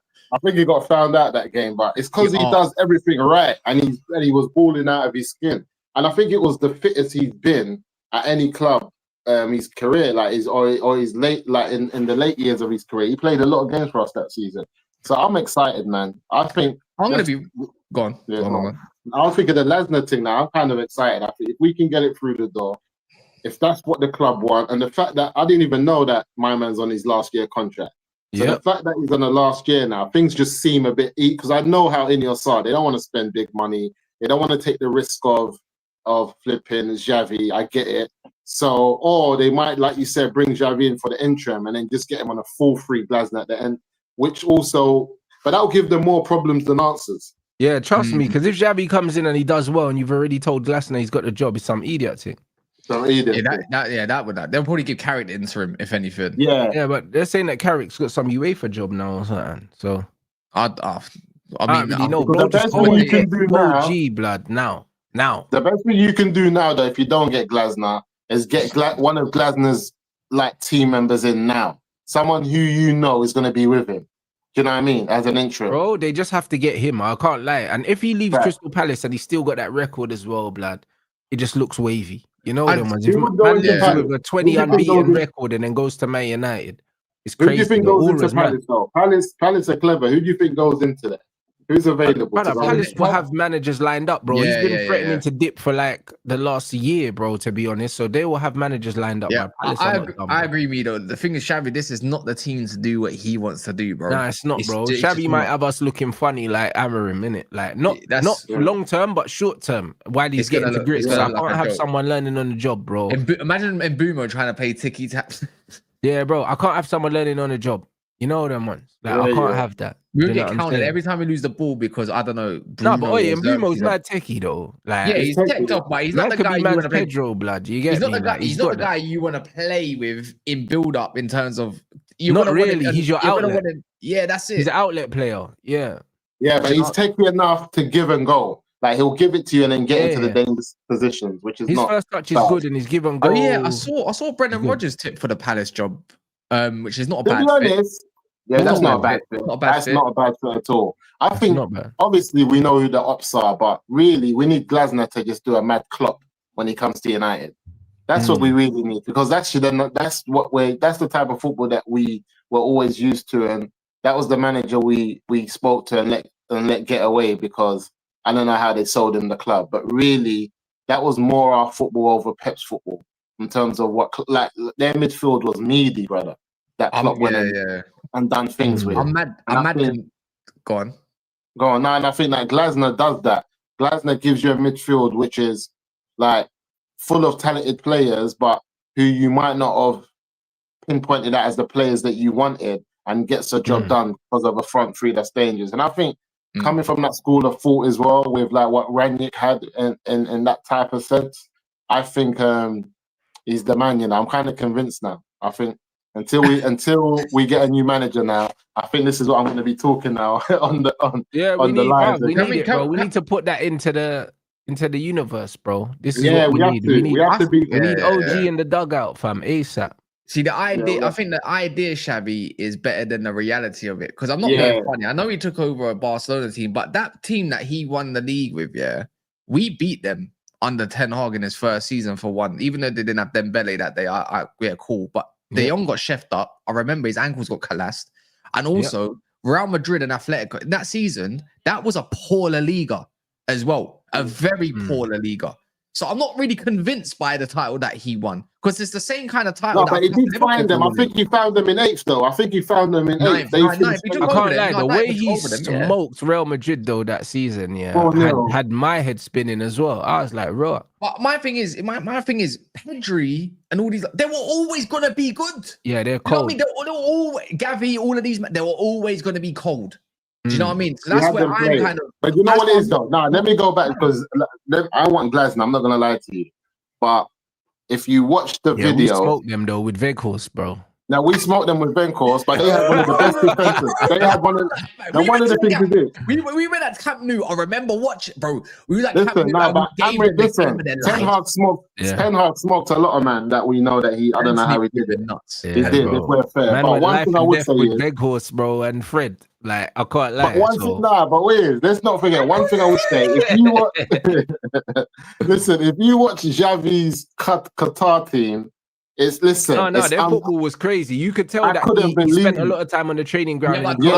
But think about it, Musa, though. I know it's in Qatar, and I know the journeyman, but that whole league is full of that shit, just because a bit of coaching.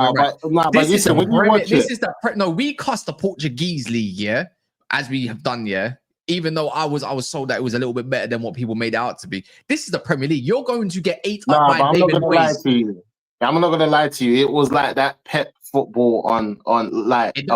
My thing is this: don't work in the Premier. I guarantee it don't work. Listen, now Pep's done it. You see the same stuff that we used to see. But Pep's not doing it anymore, blood. You know what I'm saying? Because he understands it don't work no more, bro. Like the athletes are taking all of this possession football out of it. I think Pep's like the brain. You know those cartoon characters who, he just can't stop evolving. He just can't stop evolving. The see what is with Pep? Pep changes what's not broken. The only manager I've seen change what ain't broken. Like that team that he had of Sterling and all of that, it weren't broken. And the man just started to just break it apart and say, I'm going to do something different. His brain won't stop working. And we've seen it in big games when City should have won semi-finals and finals. And my man starts saying, cool, I'm not going to play the 9. I'm going to play the false 9. I'm going to bench Aguero and start moving mad. Like, I don't know. I just feel Pep. You know what? I'm sorry, Musa, but we might as well go get that Columbus crew, Wilfred Nancy, bruv, because he's been killing it over in the MLS for them, man, innit? Do you know what I mean? Even though it's into Miami. No. You know what I mean? We might as well get that guy over there. He must be decent. You know what it is, though? His name's not shabby, is it? I'll tell you for free cash. The thing is, man just wants to see United ball. And I think, like you said, the idea of Xavi might be better than the reality, just based on the idea is we want to see us ball. And I just feel like it's just been so long since we've seen Man United dominate a game with good football, like 1-2, like triangles, combinations, and you think to yourself, wow, we're balling. But hear me out, Musa, though, like just the counterpart. Are we doing that whilst we've got Casemiro's and Bruno's and Nagarte's in our midfield options right now? Like, think about it. The next 9, wait, how many months is it? Sorry, it's the next 8 months potentially. We are not seeing that for the life of me. We are going to see the ball given away. We're going to get counter-attacked. You know why midfield? I think the midfield 3 of Kobe, Cass, and Ahmad in a 10 can ball. I think he ends up inverting Mazraoui and probably maybe the left back. Maybe, but I think a technical manager, because I think Casemiro technically is very good. People try to disregard him, but I think Casemiro technically is very good. Except for that first time pass, sometimes maybe good, sometimes maybe shit. You know what I mean? I'm with you now, but because one of the things that I realize about Pep and managers like Xavi is that they make the game easy. We see when it all comes off, it looks mad technical, like, raw, that was mad. But in reality, when you slow it down, it's the simple things doing it right. Making the right part, just a simple, short, 3-2-yard pass, 1, 2, 3, and all of a sudden you're in space. And they pop it off and they're used to doing it. But that's and I think Glasner can do it. That's why I'm not against him. I think the only reason, like I was saying, I think the idea of Xavi is better than the reality, because like Rants was saying, the reality is that he's going to need time to get to that. And then and that's when it might be mad. But I don't think we got that time. We can't No, afford. we ain't. We need results now, yeah, because this No, is not not a free hit. You need to come in and we need to be like, right, like, are we not conceding, yes or no? And are we going to get chances to score goals in certain areas? Right. That's all I'm looking at right now. I don't care about playing pretty football. My thing is, go get me some W's. Go look competitive. Go maybe win me an FA Cup if you can, please, because that's all we got left in our season. You've won it last year. Can you do that for us? And can you get the best out of Kobe? Like, that's just all I'm kind of looking at United right now, because I want to go inquire these Adam Whartons. I want him to see, like, oh, United is the place. I've lived near there. Family's near there. Respectfully, Rodri's still at Man City. They still got a bunch of midfielders. I look at Liverpool. They still got Grav and McAllister. Are they realistically dropping one of them? No, not really. Even though he probably fits into there. You look at United and there's a space. That's what I keep looking at with these other players. There's a space there. So that's why I say you've got to look at the Prem-proven managers rather than the ideas and the realities of Xavi's. Like I said, Glasner's more that stepping stone manager, 2-3 years, and then you probably go get your Xavi's and stuff that can come in the door, Zidane's if they still available, or the next best thing. That's just my way of thinking anyways. But I'm not saying that's going to be the stepping stone, but I don't know if he's got the heights to go and make us competitive on all fronts. But we'll see. But all I know is that we're going to at least have some structure and an idea, a correct idea. Amrim's ideas have been so left. He's got a system, but the system's just shit. Do you know what I mean? With Glasner, like, when we talk about the best managers in the Premier League right now, I feel like the decline of Pep has made it a more level playing field. Yeah. I think when you take Pep away, because obviously he's not doing so well, I couldn't just sit here and be like, oh, that manager's better than Glasner, or that manager's better than Glasner. I wouldn't say that. So I do believe that the reason Glasner is sitting in the position he's now with Palace, but why he won't be able to sustain it is only financial. It won't be football-wise. He will need more bodies in his squad to step in when injuries and stuff like that occur. If Glasner was in this position now with a top 4 side that has the financial backing of a top 4 side, he wouldn't let it slip that easy. And I think you found that with Nottingham Forest, with my man last year, and I think so when I look at Glasner in terms of the football that he's playing now, where it's able to get him and his team in the league right now in the season that we're in, he is the best viable option. And I feel if you bring Glasner in now with the financial backing that Manchester United has and what he's able to do, I do think that if Slot can win the league, so can Glasner. I think that's how I see it. Do you reckon? And this is for the chat, yeah. Because I've seen reports on this before, like about a week or 2 weeks ago. But what are the chances that Baleba and United happen in January? Yeah, that's a big one. And I think that's one that we're sleeping on. I think that we could be going into the summer not talking about trying to get 2 in. We could be talking about trying to get the 1 that we've already got. If they're saying, yeah, Baleba's a little bit unsettled, he's not been up to scratch, he's kind of wanting the move. It's only a couple months away as well. Surely you might think in Brighton's mind, like, cool, let's cut our losses. Let's talk to Man United. Let's get our money and let's go get the next thing in. We can go either bring back our loanee or we just reinvest the money and then have maybe a better finish. Because if Baleba's getting benched these days now, potentially anyways, I can't, if the money was technically there, United will just dip into the summer pocket anyways, because they know Bruno's leaving. They know Casemiro's leaving. They know that if there's a trajectory of United going up, how can we strengthen for ourselves to get there? You look at Baleba thinking, let's strengthen the midfield, let's give some options. Do you know what I mean? And try and maybe give Glasner just that little bit. I don't know. It might be a quiet January, but you was looking at the midfielder after we was meant to be finished, right? That's all I'm kind of viewing at this point in time, innit? Another one. Let me throw this spanner in the woodwork in there.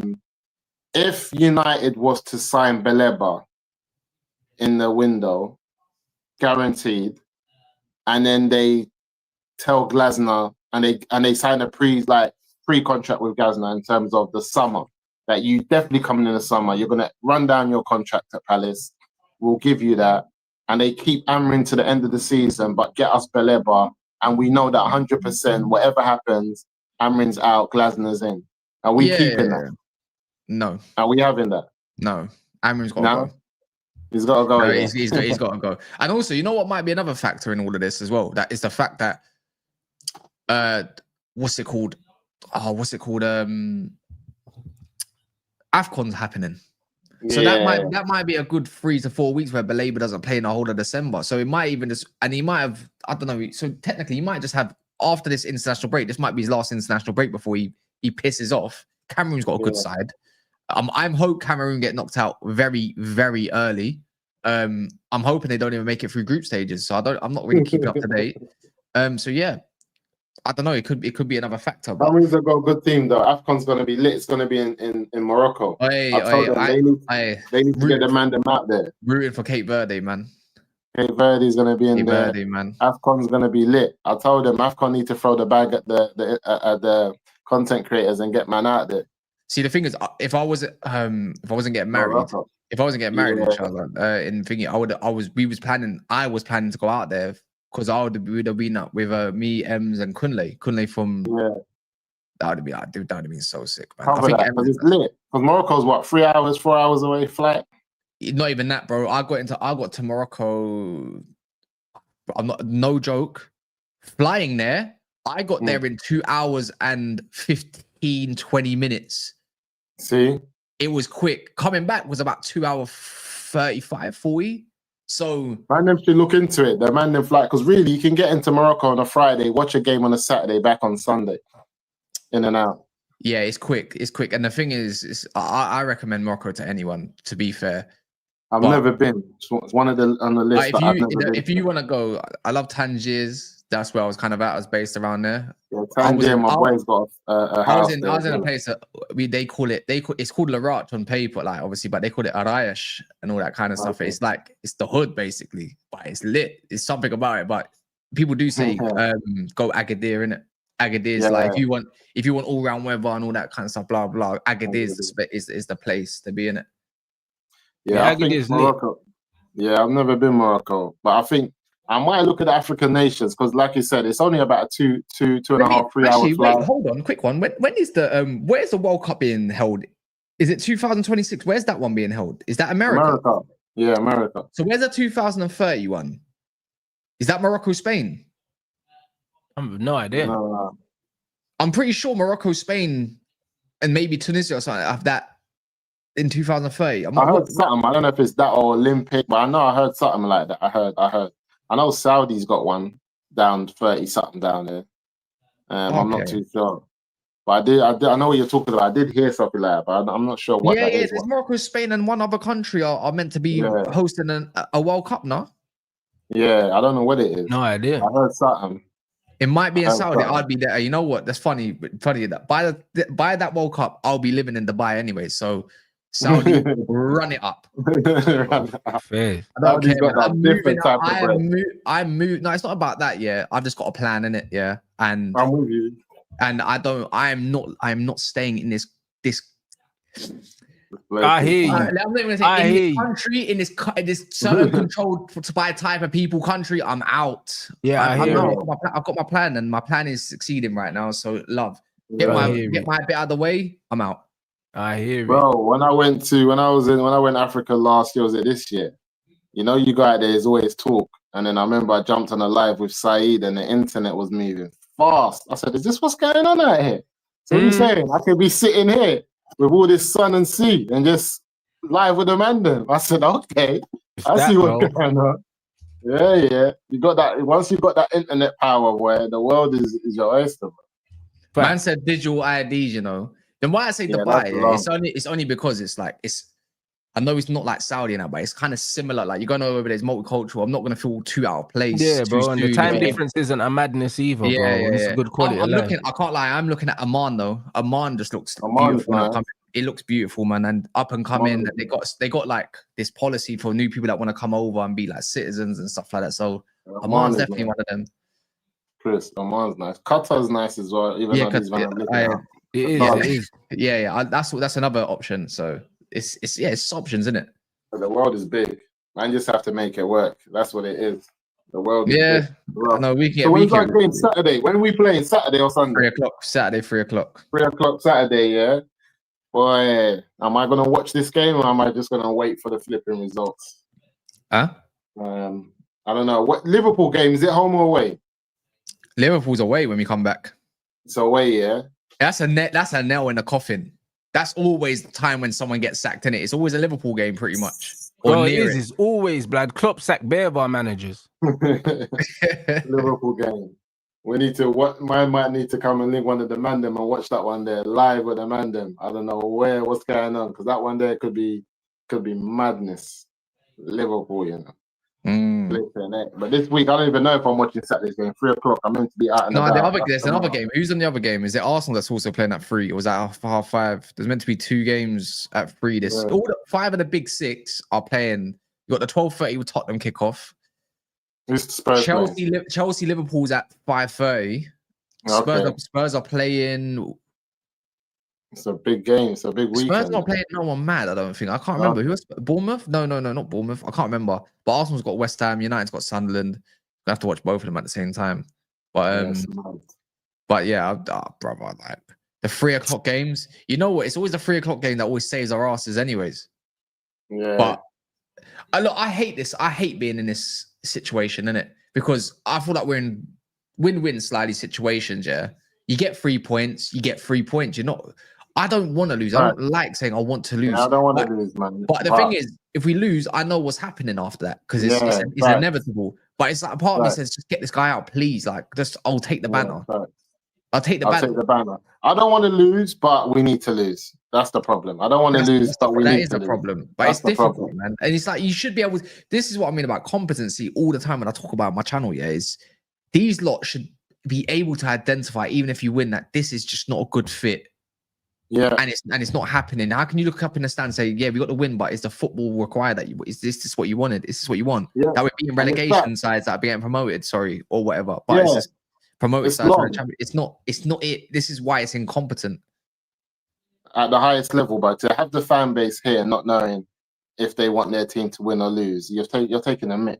We shouldn't be in this position. All the legends like Wayne Rooney, Gary Neville, these not Rio Ferdinand even now. It's like they all say, yeah, we like him, but this guy is they're just turning him. It is what it is. Yeah. Bro, it's drummer, man. I need to get ready for this drummer, man. Then. Yeah, that's calm. Cass, are you live? I'm gonna redirect to you, bro. Daps is live. Oh, okay, cool. Oh yeah, cool. I'll redirect. Is he on his channel or on Never a Foul? He's on his channel. Never a Foul will be live about 12:15 or something. Calm. Yeah, that's lit, bro. Nah, man, big up, man, then, bro. Listen, man, time to finally, hopefully, we got something optimistic to be, something to be optimistic about, bro. You know them ones, bro, because you can't even be confident for the weekend, blood. Let's get it out of the way, innit? Bro, just lose for the greater good, man. Lose. I'm sorry, I hate it, but lose is for the greater good, man. Because I hate that. I was saying to Musa, it's a shame that we have to lose to get a decision out when really and truly. It's true. Man should just be given one anyway. We should trust these man to just do the right thing, but we can't. So, you know what I mean? So yeah, man. Big up everyone inside. Make sure you subscribe. Do you know what I mean? To the man them's channels. The link is in the title.